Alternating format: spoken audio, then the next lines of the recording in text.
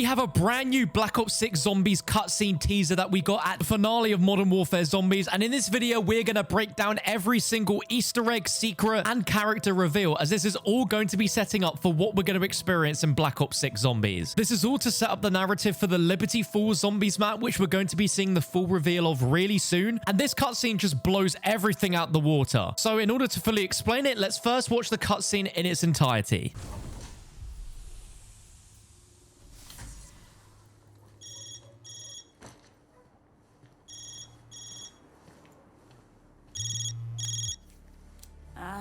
Checking up on your daughter. I wanted to say hello, to ask how you are doing. I'm on my best behavior. Promise. A lot has happened. It has taken a while to process it all. Process it all? Who are you and what have you done with Ravenoff? So what are your plans? What is next for Dr. Jensen? You are checking up on me. Ava. Chill out. I'm glad you called. I tried the whole vacation thing, I really did. But I needed to keep my mind occupied. I kept thinking about Miller's report. I'm visiting the site of the localized incursion she survived as a child. Liberty Falls is even more of a one-horse town than I'd suspected. Why? Ava, listen. You must leave that place. It is not safe. Are you there? Ava? Mother? Is that you? Ava. Ava!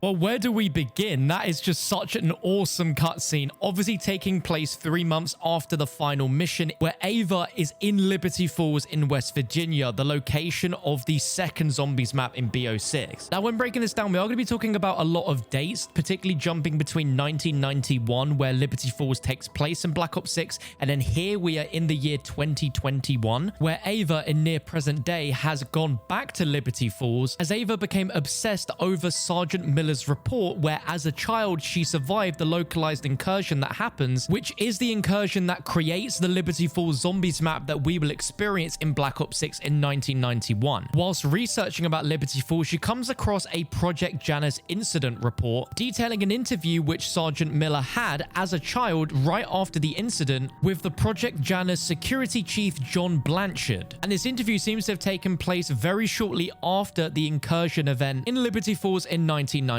Now, to the left, we get to see a photograph of Edward Richtofen heading up Project Janus, but we can see there is some distinct differences between this Richtofen and the one that we saw at the end of the Cold War Forsaken ending. The first and most obvious difference is just how sad he looks in this photograph. Clearly, it looks like he's gone through a lot of trauma between these two events. Weirdly, he's also missing the iconic left eyebrow scar that we saw at the end of the Cold War cutscene. And in comparison between the two, he's wearing the same white shirt with tie, but he seems to be sporting some sort of military attire on the shoulder pads. We also see Ava Jansen look at a blueprint for the Wunderwaffe DG-2 prototype, which is being manufactured and created by Project Janus. But we know in the Dark Ether storyline, this was originally designed by Oscar Strauss. So the likelihood is Richtofen came across Dr. Strauss's work and adapted it into his own creation, which would explain how we have the Wunderwaffe DG-2 in Modern Warfare Zombies. But what's really cool is in the original Ether storyline, Richtofen was the one who created the Wunderwaffe DG-2 back at the Derice factory. So it really is all coming full circle. Just to the left of the blueprint, there is another blueprint for a machine that I cannot work out right now, but looks similar in design to some of the things we've seen on the Terminus map. But right in the corner with the Janus logo, you can see there is a quote that says, "Let there be light." And if this machine is going to be on Liberty Falls, I have a suspicion that this is going to be linked to creating dark ether portals. But the main talking point of the cutscene is right when Jansen walks past the mirror, where we see a reflection emerge that looks incredibly suspicious. A shadowy figure appearing from the dark ether wearing some sort of top hat, and there is only one character that this could be a reference to, and this of course is the Shadowman from the original ether storyline. The Shadowman was an apothecary creature that could take the form of a human being that wore a suit with a hat very similar to what we see here, and technically in the old ether storyline the Shadowman was trapped within the summoning key, as Nikolai used it in tandem with the Agarthan device to create a new universe free from the element 115 and banished everything else to the dark ether. Now doing this process destroyed the summoning key, which had the Shadowman's soul inside, but that's not to suggest that the Shadowman still cannot exist. And if this is the Shadowman, then Treyarch are absolutely cooking with this new dark ether storyline, and I am so ridiculously excited at the prospect of this character coming back. However, I am not totally convinced that this is the Shadowman, as I actually believe this is a brand new character that gets mentioned right at the very end of the Entity boss fight.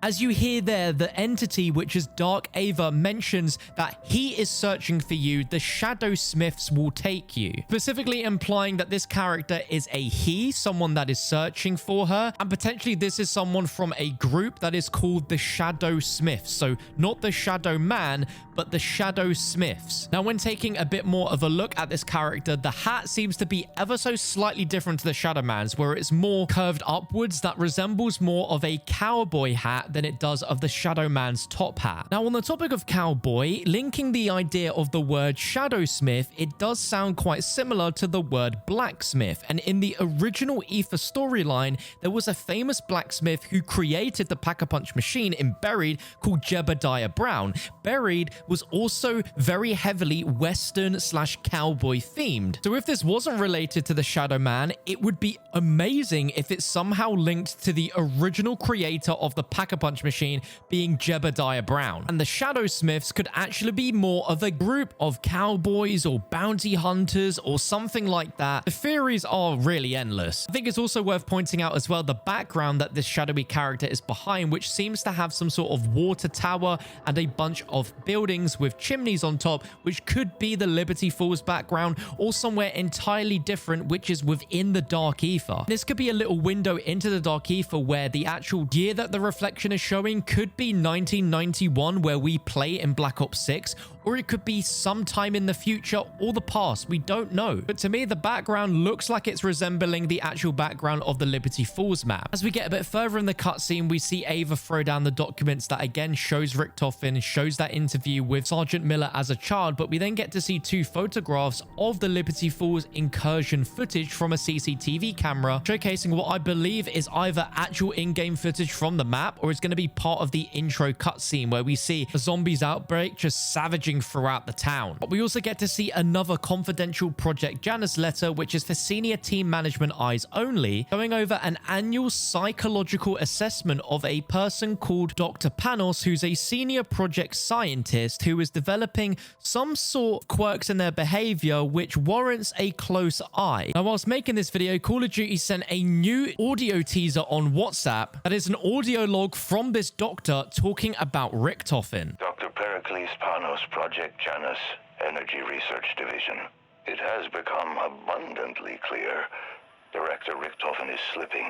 If we fail, it will all be down to Richtofen and his hubris. I'm going to assume this is not the last that we're going to hear of Dr. Panos, as this letter mentioning him and now this audio quote referencing that Dr. Richtofen is slipping and that it will be his self-confidence that will be his downfall. But it's the final moments of this cutscene which really are exciting, where suddenly the mirror becomes alive with the dark ether and a hand is reaching out trying to grab Ava. For the subtitles, this is called the Chorus of Whispering Voices, which are mentioning her name, so it doesn't specify exactly who it is, but Jansen referenced this person as "Mother, is that you?" which can obviously mean two specific characters. But when the hand reaches out to grab Ava, if we freeze frame, we can see that this character is wearing a long-sleeved item of clothing. Now, straight away, we can compare this directly to the outfit that Samantha Maxis wears when she goes into the Dark Ether at the end of Black Ops Cold War, where she is also wearing a hoodie, but her sleeves are rolled up. This isn't to say this suddenly isn't Samantha just because the sleeves aren't rolled up and they're rolled down, but we can clearly see that the hand has decayed. This character has been in the Dark Ether for quite a while, and we know that in the storyline now that biologically, Samantha Maxis is Ava's mum. We learned earlier in Modern Warfare Zombies that the Requiem team failed to save Samantha in Black Ops 6's storyline, but failing to save her out of the Dark Ether doesn't necessarily mean that she doesn't exist anymore or she isn't still in there. And here we are 30 years later from Black Ops 6, where Samantha potentially is still here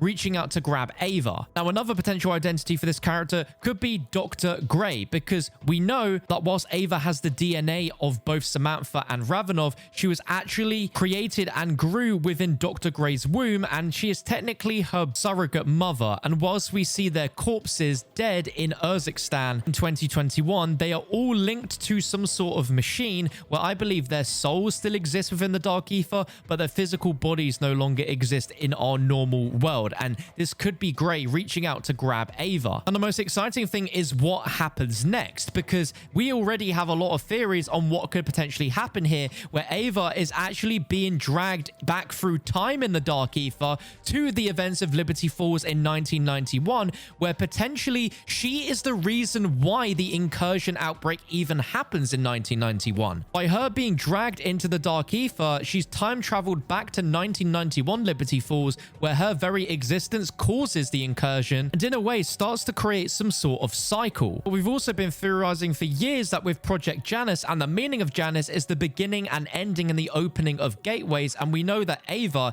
is incredibly crucial to the overall narrative of Project Janus somehow, and that Richtofen himself took the DNA from Ravenov as well as Requiem and Samantha in order to create Ava. So it's almost like there is some sort of secret subplot here where Richtofen needs Ava, and this potential cycle that we're seeing start here is her going back to 1991 because Richtofen requires Ava in order to complete Project Janus. But that's just my interpretation of this. There could be so many other theories, explanations. We still don't even know who the Shadow Smiths are. Could they be Requiem within the Dark Ether and they've captured Ava to try and help them again through some crazy time travel loop? I don't know. My brain is absolutely fried right now. All this tells us is that the story in Black Ops 6 Zombies is going to be absolutely incredible. And we get a final shot of the photo of Liberty Falls before the outbreak started, and it looks like it's going to be an awesome Zombies map. And the fact that there is so much lore building up to a Zombies map is very exciting, that so much is being built around this plot narrative for the map. If you have any thoughts, theories, ideas, please drop them in the comments below. Smash that thumbs up button if you enjoyed this video and learned something new, and make sure you're subscribed because tomorrow we're getting the Liberty Falls intro cutscene. Treyarch just tweeted a gif saying tomorrow